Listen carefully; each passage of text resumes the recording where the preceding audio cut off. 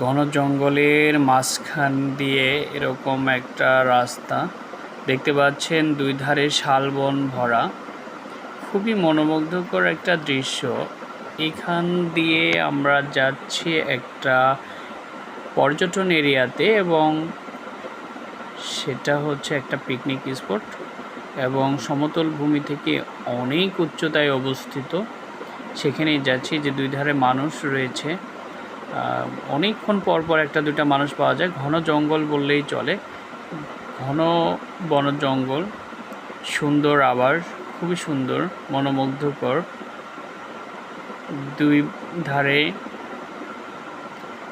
বিশাল বিশাল শাল বন, এবং দেখতে পাচ্ছেন উঁচু নিচু